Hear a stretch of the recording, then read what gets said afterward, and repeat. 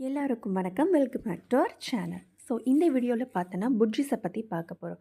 எங்கள் வீட்டில் நிறைய டைப்ஸ் ஆஃப் புட்ஜீஸ் இருக்குது. நிறைய கலர்ஸ் அண்ட் வெரைட்டிஸும் இருக்குது.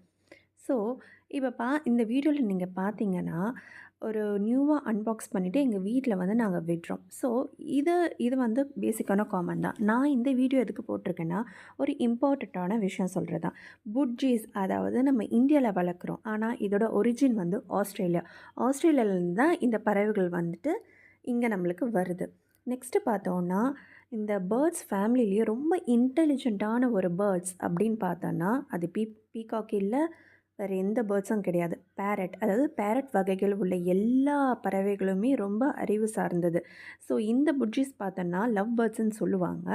இதுக்கு ஹியூமன், அதாவது நம்ம பேசுகிறத மிமிக்ரி பண்ணுற அளவுக்கு, அதாவது கிளி தான் பேசும்னு சொல்லுவாங்க. இதுவும் ஒரு டைப் ஆஃப் கிளி தான்.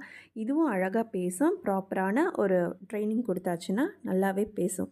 அண்ட் இது ரொம்ப ஈஸியாக ஹேண்டிலாக இருக்கும். சின்னதாக இருக்குது, எங்கேயும் பறக்காது, அப்படி இப்படின்னு இருக்கும். ஆனால் அந்த மாதிரிலாம் கிடையவே கிடையாது. எந்த அளவுக்கு அதை கேர் எடுத்து பார்த்துக்கணுமோ அந்தளவுக்கு கேர் எடுத்து பார்த்துக்கிட்டா தான் அது நம்ம கூடவே அது இருக்கும். இல்லைன்னா அது நம்மளை விட்டு பறந்து போயிடும்.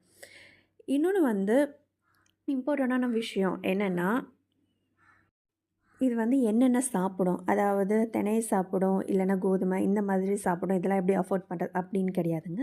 இது வீட்டில் உள்ள அந்த கொத்தமல்லி